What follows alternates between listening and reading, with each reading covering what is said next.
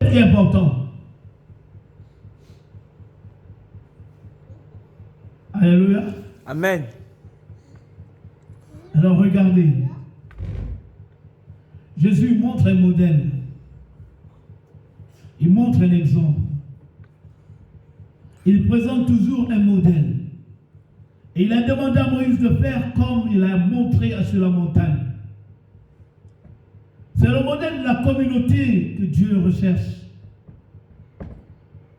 Il a dit, invoque-moi pendant que je suis. Recherche-moi tandis que je me trouve encore. Il n'a pas changé, c'est le même Dieu. Et il leur dit, attendez ce que le Père vous a promis, que je vous ai annoncé. Nous sommes dans Luc 24, où Jésus dit aux apôtres, le Père vous enverra, attendez que vous soyez revêtus de la puissance d'en haut. Vous êtes revêtus de la puissance d'en haut. Mais à peine tu as soufflé sur eux, et ils ont reçu le Saint-Esprit. Écoutez, le même langage, Dieu ne change pas. Même Michael, Gabriel, a répété les mêmes mots à Marie. Quand Marie l'a dit, j'ai reçu la parole, j'ai la prophétie. Mais comment elle va s'accomplir? Parce qu'elle faut qu'elle soit matérielle, visible. Car ce que tu m'annonces est beau. Mais moi, je suis vierge, j'ai une capacité en moi. Comment amener les choses impossibles à impossibles? Et l'ange va lui dire, le Saint-Esprit viendra sur toi. Et ça, j'aime ça. Après, elle ne s'arrête pas là. L'ange ne s'arrête pas là. Il dit, mais le Très-Haut te couvrira de son nom. On parle du revêtement. Le Saint-Esprit viendra. Il vient toujours. Mais quand il te revêt, c'est eux. On peut s'improviser membre de la sécurité. Amen. Alléluia. Amen. On peut être membre de l'accueil. Le pasteur de foyer à la porte, membre de la sécurité. Ça n'enlève rien. Chercher la présence du Saint-Esprit. C'était un noyau dans le corps. C'était un noyau dans le corps. Lorsque le sang ne peut plus circuler sur ton doigt, tu cherches à soigner ce doigt. Parce qu'il y a quelque chose qui se fait ressentir et qui se fait valoir. Si c'est la douleur, alors tu cherches un baume ou des gélules pour calmer cette douleur. Parce que c'est un corps étranger qui est entré. Alors vous voyez, Jésus parle à ses amis. Il dit, Jean a baptisé d'eau, mais vous, dans peu de jours, vous serez baptisés du Saint-Esprit. Il dit alors les apôtres réunis dirent ensemble au Seigneur, est-ce en ce temps que tu rétablis le royaume de Dieu, d'Israël? Il leur a répondu, ce n'est pas à vous de connaître les temps ou les moments que le frère a fixés de sa propre autorité. Mais vous recevrez une puissance, le Saint-Esprit survenant sur vous, et vous verrez, et vous serez mes témoins. Jésus démontrait un peu comment il veut voir les gens travailler, manifester de l'amour pour le royaume des cieux. Et ça, c'est des personnes qui avaient totalement tout abandonné et qui avaient un désir, c'est de voir Dieu être glorifié. Mais ces personnes n'ont-ils pas le Saint-Esprit? Si nous revenons au thème où Jésus dit, nul ne peut dire Jésus-Christ est Seigneur sans le Saint-Esprit. Mais la Bible dit plus tard dans ce livre toujours, Pierre dit, le Saint-Esprit avait dit qu'il fallait que quelqu'un d'autre prenne la place de Judas. Il connaissait que le Saint-Esprit. Il a entendu parler. Mais il ne s'est pas arrêté à s'entendre parler. Il voulait voir le Saint-Esprit. Il voulait le voir. Parce que la foi nous amène à croire qu'il existe. Mais croire qu'il existe nous amène à le rechercher. C'est la foi. Hébreux 11 dit, celui qui croit que Dieu existe ne s'arrête pas seulement à croire, il va plus loin. Il le recherche. Et Dieu te donne le droit de le rechercher. Il dit, celui qui me cherche, me trouve. Je me laisse trouver par celui qui me cherche. Et celui qui m'a trouvé a une différence avec celui qui croit en moi.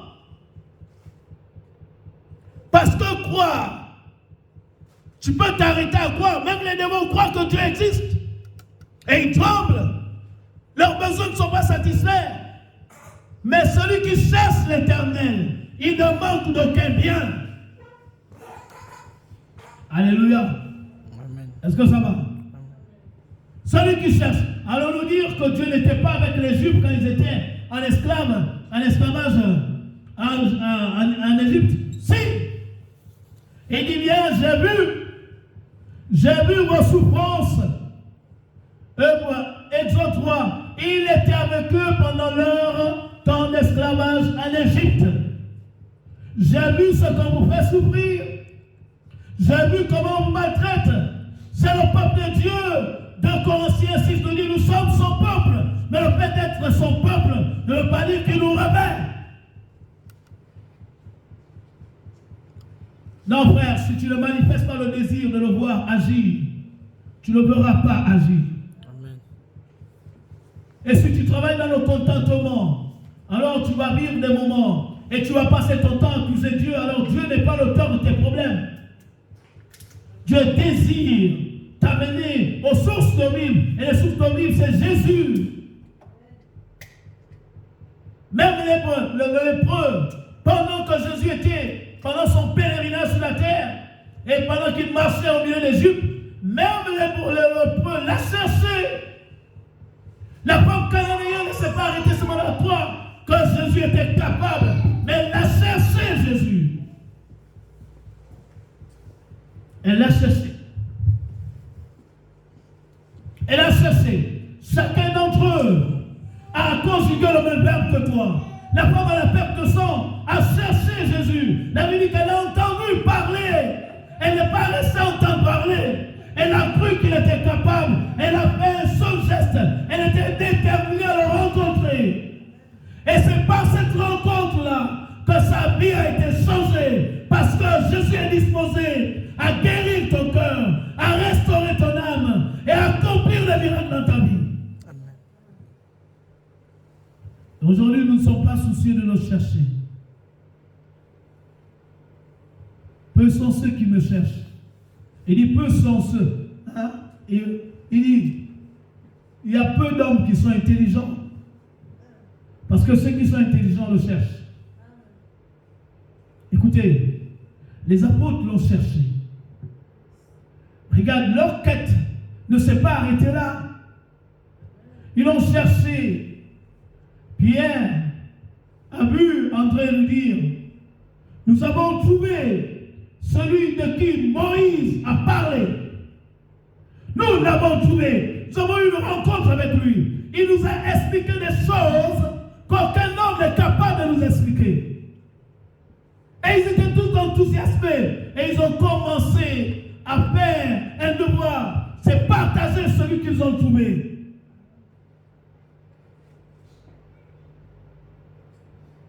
Qu'est-ce qu'il a provoqué chez eux? Mais il a provoqué des choses qu'aucun homme n'est capable de provoquer. Regardez, Philippe, lorsqu'il le rencontre, il va voir Nathanaël. Et Nathanaël dit, est-ce que quelque chose de bon peut sortir de Nazareth? Regardez quand il fait la rencontre du Messie. Jésus parle à son âme, il parle à son cœur. Et le gars dit, Seigneur, je crois que tu es le roi d'Israël. Non, il n'a pas reçu ça de la bouche d'André. Non, il a reçu ça de la révélation. Aujourd'hui, beaucoup sont ceux qui ne veulent pas avoir une rencontre particulière avec Dieu. Non, le Saint-Esprit ne rend pas les gens oisifs. La foi te rend active. Amen. Alléluia. Amen. La foi te rend active. Tu ne peux pas dire j'ai la foi et passer les nuits en train de pleurer. Non. La foi te dit pleure devant lui et trouve-le.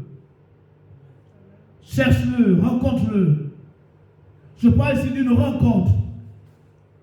Vous voyez, des langues de Dieu ont paru. Au verset 13 de Acte 1, on dit qu'ils étaient tous réunis dans un même lieu.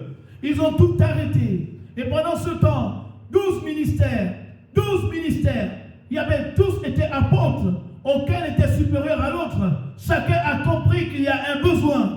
Il faut qu'on s'unisse pour une seule cause. Il faut que Dieu descende. Écoutez, face à un pouvoir opprimant, on a besoin de Dieu. Lorsque un pouvoir devient opprimant et qu'il vient tes droits, peu importe l'évangile que tu l'annonces et quand il n'y a pas d'effet, alors assieds-toi et fais descendre le Saint-Esprit. Frère, nous avons vu Moïse. Il n'avait pas besoin de l'approbation de tout le peuple. Il allait à la recherche de Dieu. Et quand Dieu est descendu, Dieu l'a dit quoi? Le verbe que Dieu a utilisé, c'est « Je suis descendu ». Oh, alléluia. Écoutez, sauf si celui qui a fait l'interprétation de la Bible a mal interprété. Je m'en fous. Mais j'ai écouté le mot. Écoutez, dans Genèse chapitre 11, on nous dit, le peuple s'est réuni et ils ont commencé à être confondus. Ils ont parlé un même langage. Dieu dit, les voici, ils sont devenus un seul homme et ils parlent d'une même voix. Ils parlent le même langage. Descendons, confondons-les. Le même verbe est encore utilisé. Dieu dit, descendons. Et quand Dieu descend, il marque les générations. Alléluia. Amen. Il marque les générations. Oui, Israël, je crois, c'est dans Ésaïe 62, 63, je crois, où Israël dit, où est celui qui conduisait le berger et son troupeau? Celui qui mettait son esprit au milieu d'eux. Donc on peut fonctionner tout en sachant que Dieu existe, mais sans son esprit. Il y a des signes précurseurs qui démontrent la présence du Saint-Esprit. C'est le même qui avait fléchi les genoux de Pharaon. Il n'a pas changé. Il a dit, j'ai entendu vos cris. Il dit à Israël, j'ai entendu vos cris. J'ai entendu vos cris. Je suis descendu. Frère, est-ce qu'il n'avait pas le Saint-Esprit? Non, ce n'est pas la question. Nul ne peut croire que Dieu existe si ce n'est par l'appui du Saint. Mais le fait de croire ne veut pas dire que Dieu descend.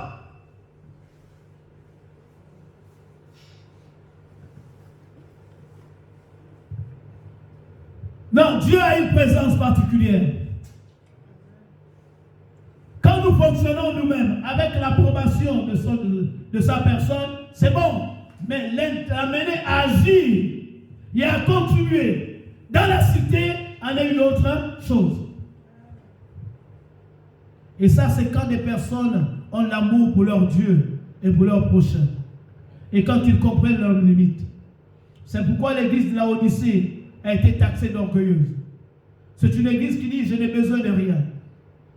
Mais elle est misérable, aveugle, nue et pauvre. Regardez l'église aujourd'hui.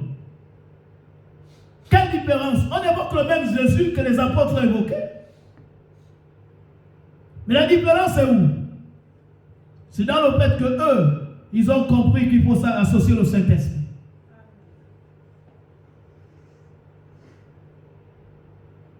Frère, je sais que beaucoup d'entre vous écoutent beaucoup de choses des prédicateurs. Mais si nous regardons l'Église aujourd'hui, dans certaines régions, j'ai vu le pasteur Rodriguez. On a vu l'œuvre que Dieu entreprend avec lui. Il m'a dit qu'il a reçu le Saint-Esprit, mais il a eu une rencontre avec le Saint. Et aujourd'hui, beaucoup de pasteurs descendent en Colombie. Bien sûr. J'ai lu de recueil de Finet. Finet m'a parlé de sa rencontre avec le Saint-Esprit. John Wesley, il prenait de nuit entière avec d'autres, Whitfield, et il passait la nuit à rechercher le Saint jusqu'à ce qu'il est descendu. Était-il bête? Non. Les apôtres ont cru en Jésus, ils ont vu Jésus. Non pas toi comme moi, nous avons la parole. Nous croyons celui qu'on n'a même pas vu. Eux, ils ont mangé avec lui. Et ils vont te dire le fait qu'on a mangé avec lui à la résurrection n'a pas fait de nous des témoins oculaires. On a été des témoins oculaires de Jésus, mais on n'a eu aucun impact, mon ami. Dans la ville, on ne parlait pas de nous. Même Hérode ne parlait pas peur. Mais quand nous nous sommes unis et que nous avons crié après Dieu comme à Israël dans le désert, en Égypte, regarde, le Saint-Esprit est descendu, alors même Hérode, même à l'autorité tremblait. L'écho est arrivé jusqu'au palais d'Hérode, au point qu'Hérode a décidé de tuer.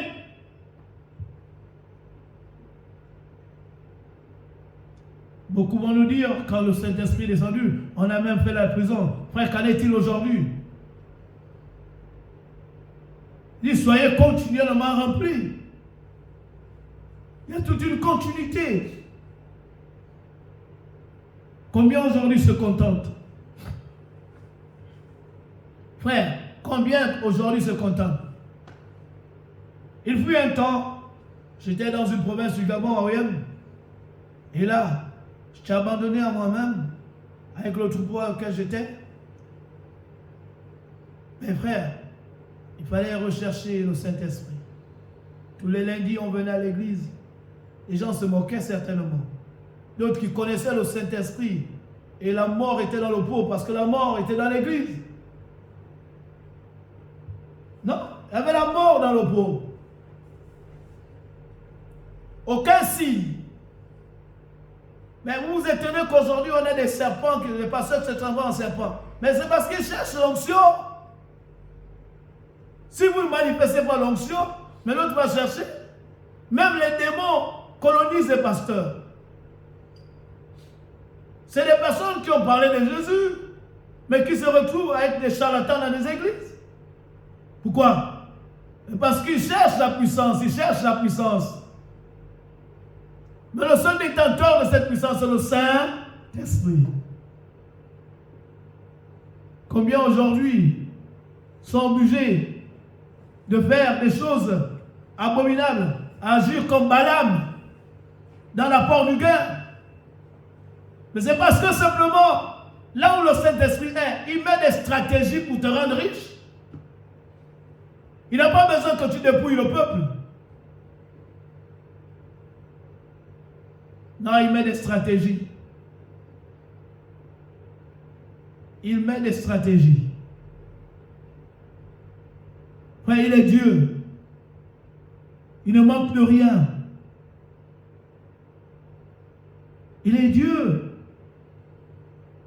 Nous sommes une petite communauté, mais nous devons comprendre.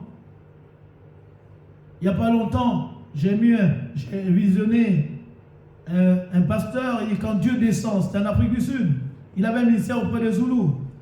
Il a fait remarquer une chose, il dit, on a reçu le Saint-Esprit, on a reçu Dieu, et on partait prêcher l'évangile. Mais quand on allait auprès des brebis, leur vie ne changeait pas.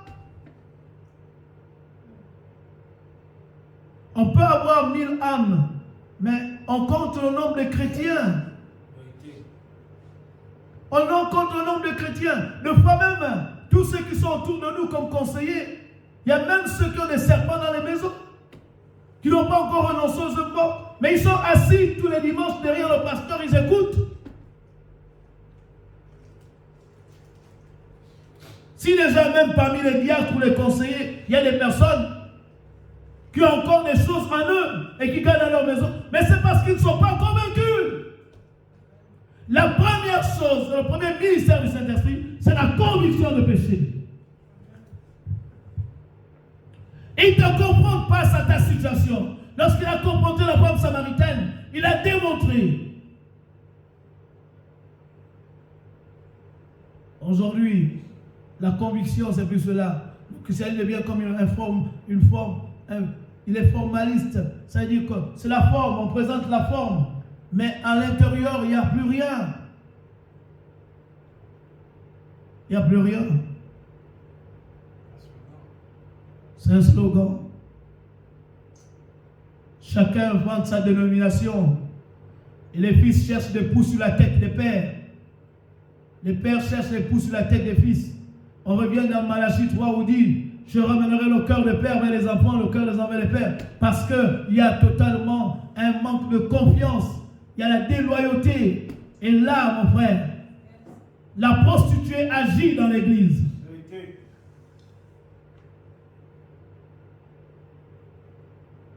Jésus n'avait pas envoyé un malade vers un médecin.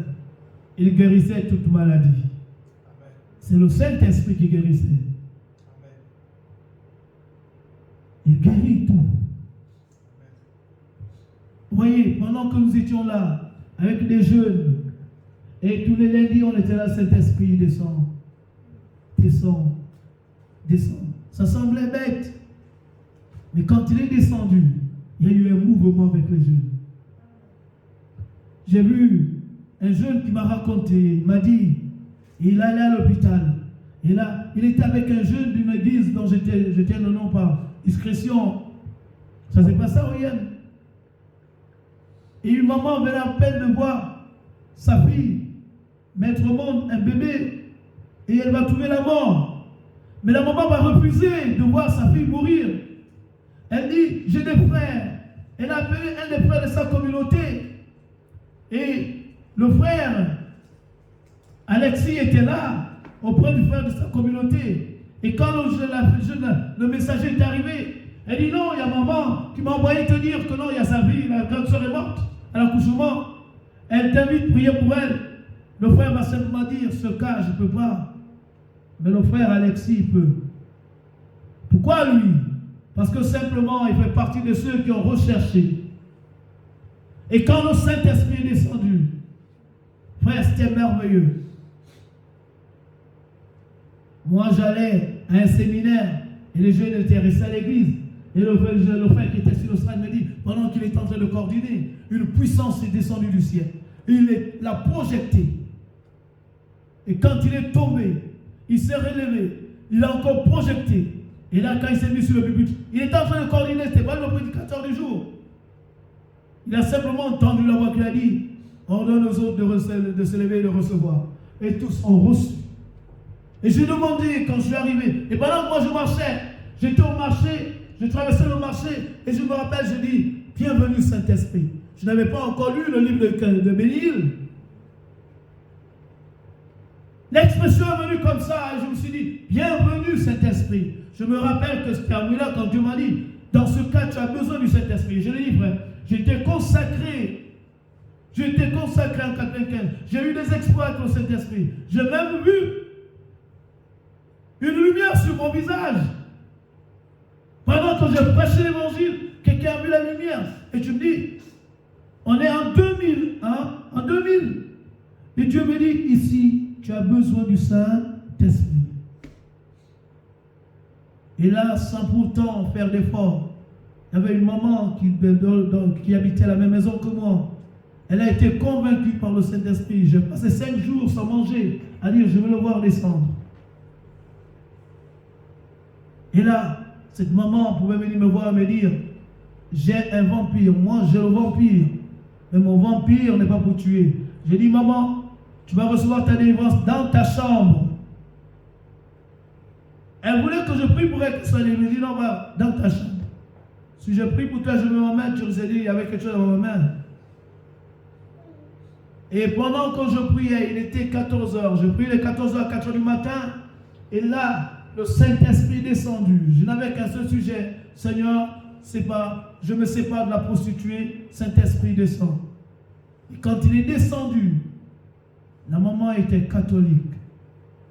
Elle va me dire, elle a senti un feu. Le feu est descendu dans sa chambre. Elle a entendu quelqu'un lui dire, chasse tes démons. Elle entendait quelqu'un lui dicter chaque esprit qu'il y avait dans sa vie. Elle chassait. Marc 16, verset 15 avait devenu réel pour elle. Elle n'avait pas encore lu Marc 15, quand le Saint-Esprit a commencé à lui faire vivre Marc 15. Mais ça parce que Dieu m'a dit que tu as besoin de lui. Quelqu'un qui a été consacré en 95, qui a reçu Christ depuis des années, qui a connu de bas et de mots. Et là, à Oyem, quand le Saint-Esprit est descendu, ces jeunes hommes ont commencé à parcourir la ville. À parcourir. Le Saint-Esprit, quand il vient dans ta vie, te donne l'audace. Tu deviens audacieux. Les jeunes hommes ont commencé à parcourir la ville, à organiser des campagnes. On les invitait partout. Écoute, ce jeune homme est arrivé à l'hôpital et il a trouvé cette jeune fille morte. Crie comme morte.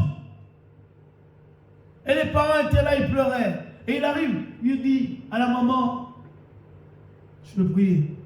Il a simplement prié. Et il a dit à la maman, quand elle va se réveiller, donnez-lui à manger. Authentique comme dans les Écritures. Et il est parti. Et je ne te dis pas, la jeune fille s'est réveillée. Elle est revenue à la vie. Amen. Il n'y a que le Saint-Esprit pour faire cela. C'est le même qui a ramené Christ dans les morts. Quand il descend, il amène au ministère de la résurrection. Regardez la joie du jeune homme. La maman a dit, Dieu n'est plus dans l'église là-bas. Elle a retrouvé le jeune homme là où il était dans son église. Frère, les gens cherchent Dieu. Ils ne nous cherchent pas nous. Ils ont soif de Dieu, d'un Dieu vivant. Pouvons-nous leur apporter ce Dieu dont ils ont besoin? Je vous ai pris des exemples de réveil. Ce papa m'a dit, nous avons commencé auprès des Zoulous. Et quand nous avons remarqué que leur vie ne changeait pas, il a dit, j'ai réuni ma petite communauté, les anciens autour de moi. On a fait une étude sur les actes. On a compris qu'on avait besoin du Saint-Esprit. Et quand il est descendu, il dit, sans évangélisation, les sorcières venaient. La première à se convertir, c'était une sorcière. Elle est venue, ils n'ont pas fait d'évangélisation. Les gens venaient de partout. Et ils se sont retrouvés, comme dans Actes chapitre 2. Il est le même, il n'a pas changé.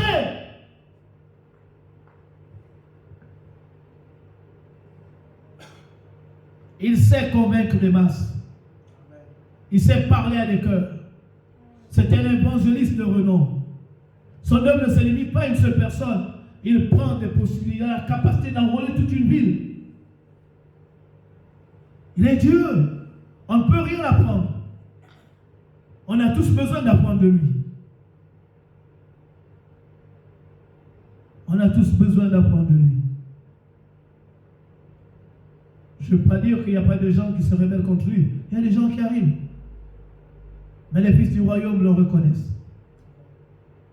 C'est quand la communauté juive a compris qu'il n'y avait pas d'issue du côté diplomatique. Ils ont essayé d'avoir recours à certaines villes, à certains présidents. Ça n'allait pas. Ils ont dit, bon, maintenant que nous avons un roi tyran, le seul recours, c'est de faire appel à celui qui l'a établi.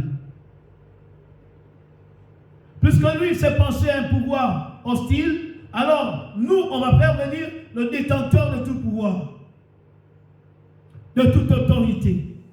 Et ils se sont mis à prier. Pendant qu'ils faisaient les briques, ils ont commencé à crier, descends, viens à notre secours, descends, viens à notre secours.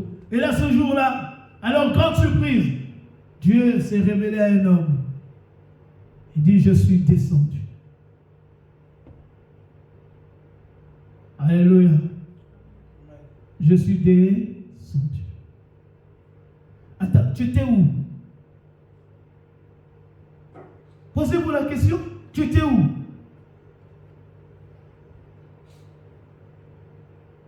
Et Moïse a commencé à porter la bonne nouvelle, frère. Et les gens étaient contents. Moïse annonce la délivrance du peuple. Et tout le monde est content. Frère, chacun d'entre nous a reçu les prémices de la bonne nouvelle. Reçu Jésus. Il y a des bonnes choses qui sont passées. Mais à un moment, tout devient comme dur. Aujourd'hui, le pouvoir prône sur l'Église. Il y a des choses que vous pouvez faire, il y a des choses que vous ne pouvez pas faire. Amen. Si vous le faites, on fait. Voilà. Et on décide de tout. Hein? Moïse va remarquer qu'il y a quelque chose qui ne va pas. Moïse n'est pas allé vers Pharaon pour dire, Pharaon, pourquoi tu opprimes encore le peuple alors que Dieu t'a dit de le libérer? Pharaon n'a pas la même mise sur le peuple s'il n'avait pas les démons derrière lui. Dieu ne dit pas que je viendrai juger Pharaon, il dit, je viens juger les dieux de l'Égypte. Hein? Quand la justice est violée, le droit est violé, derrière celui qui est levé, il y a plus ce n'est pas ta petite onction là qui peut le déranger. Non, mon ami, Ce qui dérange les rois sur les trônes, c'est la présence du roi des rois, le Seigneur, dans la personne du Saint-Esprit. Lorsque vous vous unissez, que vous comprenez que non, l'enjeu est grave, il faut faire venir le gars. Il faut le faire descendre.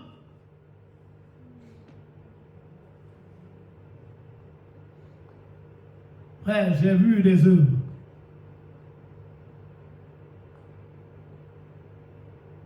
Mon ami, il est important de le rechercher.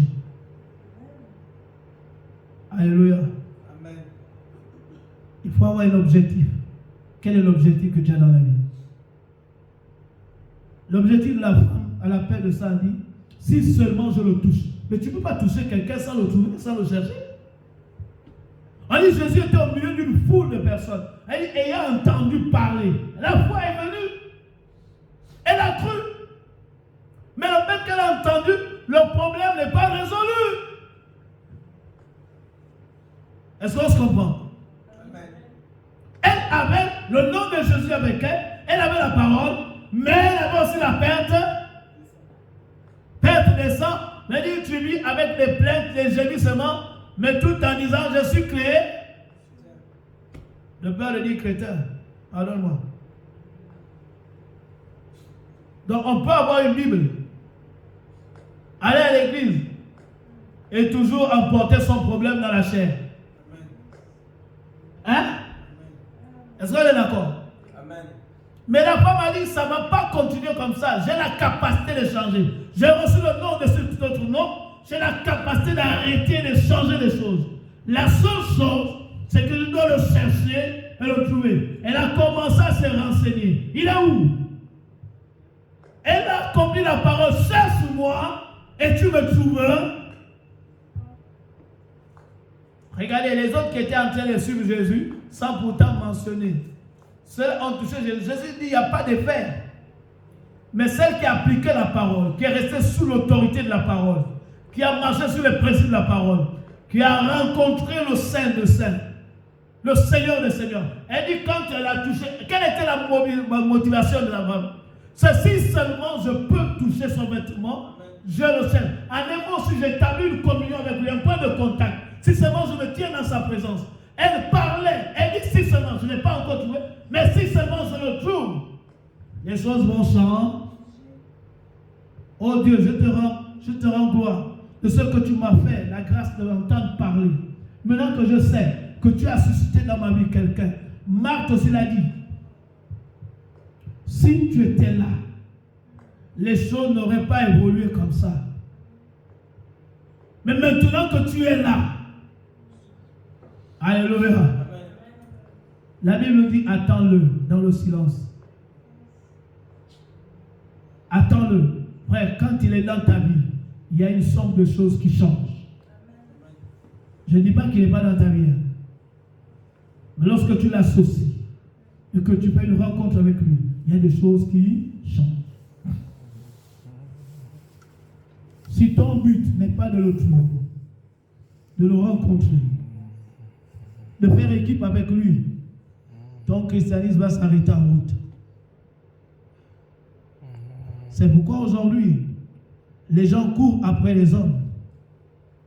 Et lorsque les hommes les déçoivent, ils tombent en défaillance. Mais Dieu ne t'a pas dit, cherche-le. Il t'a dit, cherche le Saint-Esprit. Quand tu vas le trouver, il va résoudre tes problèmes.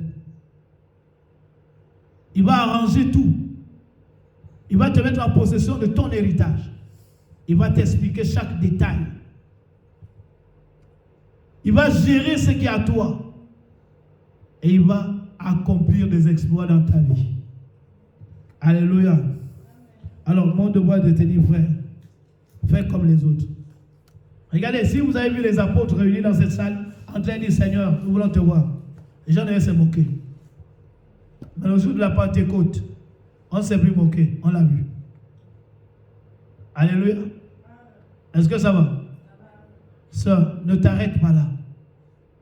Ne te contente pas de ce que tu as en ce moment. Cherche celui qui est en toi. Celui qui est avec toi. Car Dieu dit, tu es le temple du Saint. Mais le fait que tu sois le temple du Saint-Esprit ne veut pas dire que tu l'as déjà trouvé. Parce que même Jésus, dans Malachie, on dit, pendant qu'on baptisait Jésus, on dit le Seigneur est rentré dans son... Il est rentré dans son temple. Malachie 3 dit ça. Et pendant que Jésus était recevé le baptême, quand il s'est levé, le Saint-Esprit est entré dans son temple. Pourquoi Jésus peut dire, je suis le temple du Saint-Esprit? Parce que l'Esprit de Dieu est sur moi. Je le vois. On s'entretient, on échange. Il m'oriente. Il peut régner sur toute une communauté lorsqu'on lui donne le droit de le faire. Alléluia. Est-ce que ça va? Regarde ce qui nous manque. Ce n'est pas les âmes. Non, c'est secondaire. Celui qui l'a trouvé a trouvé une communauté. Lorsqu'Abraham l'a trouvé, il est devenu le père d'une multitude. Hein? Alléluia. Cela n'a pas empêché Abraham de vivre la famille quand il a entendu parler. Mais regardez quand Abraham a eu une rencontre avec Jésus. Sa vie change. Hein? Abraham ne se contentait plus d'entendre, mais il se contentait des apparitions. Et quand Dieu l'apparaissait, sa vie change, son statut change. Qu'est-ce que tu attends de lui? Donc cherche-le et trouve-le. Alléluia. Il y a toi qui n'as pas encore reçu Jésus. Jésus a besoin de toi. Invite-le dans ta vie. Il va changer ton statut. Il va apporter la guérison dans ta vie, la restauration et tout le reste. Mais après, il va te rendre actif. Tu vas commencer à rechercher celui qu'on appelle le Saint-Esprit. Alléluia. J'ai vu bien des choses s'accomplir dans la vie des personnes lorsqu'on se met à chercher le Saint-Esprit. J'ai vu le Saint-Esprit envoyer des anges, payer les factures de l'hôpital d'une maman à Chambouillet. La facture s'élevait à 1 million. Elle n'avait pas besoin de la CNAM geste. On a envoyé un ange payé en coupure de 10. On avait bloqué 1 mois parce qu'on recherchait le Saint. Alléluia. Est-ce que ça va? Donc, recherchons-le. Ne crois pas ce qui te manque. Tu es le seul à traverser les situations. Alléluia. Les ministères sont languissants, affaiblis. Les pasteurs passent le temps à pleurer. Parce qu'ils aimeraient avoir une grande moisson, faire entrer un plus grand nombre. Mais il est incapable. Il se contente du peu qu'il a.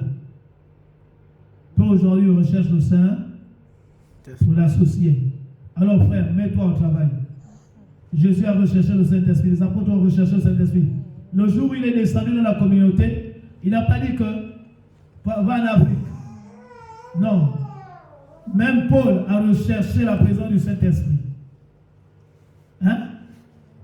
L'église d'Antioche a recherché le Saint au point qu'ils sont devenus associés, collaborateurs du Saint-Esprit. Moi, on ne parle pas d'autre église comme on parle de l'église d'Antioche. Alléluia. Amen. Sinon, Paul n'aurait pas prié continuellement dans Éphésiens 1, demandant à ce que Dieu vous accorde un esprit de sagesse et de réveil. Il n'avait pas de la personne de qui? Du Saint. Celui qui a la sagesse, c'est l'esprit de sagesse. Celui qui apporte la réveil. Celui qui illumine les yeux de nos cœurs. Donc nous devons le rechercher. Alléluia. Alors frère, si tu ne le recherches pas, c'est que tu ne veux pas voir Dieu être glorifié. Tu es contre l'avancement du royaume des cieux. C'est pourquoi dans nos églises, il y a des rebelles. Oui. On a lu Zacharie 10, on termine par la lecture de Zacharie 10. Dieu dit demandez la pluie de l'arrière. Il dit demandez, demandez, demandez. Il dit demandez. Il ne dit pas contentez-vous. Il dit demandez, Zacharie chapitre 10. Il dit quoi? Demandez à l'Éternel la pluie du printemps. L'Éternel produira des éclairs et il vous enverra une abondante pluie. Il nous donnera à chacun de l'herbe dans son champ. Car les térébintes ont des paroles de néant. Écoutez bien. Il dit les térébintes ont des paroles de néant. Les divins prophétisent quoi? Des fausses. C'est un temps prophétique. Hein? Et toutes les prophéties sont basées que sur la vanité.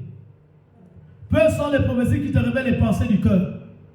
Dieu dit, quand Dieu descend au milieu de l'assemblée, les pensées du cœur sont révélées. Et même les païens fléchissent chez nous parce que les pensées du cœur sont révélées. Il dit les songes mentent et consolent par la vanité. C'est pourquoi ils sont errants. Qu'est-ce qui est errant? Comme un troupeau. Ce sont les brebis. Les brebis sont errantes. Elles errent ça et là. Elles cherchent des solutions. Ils sont malheureux parce qu'il n'y a point quoi? Des pasteurs.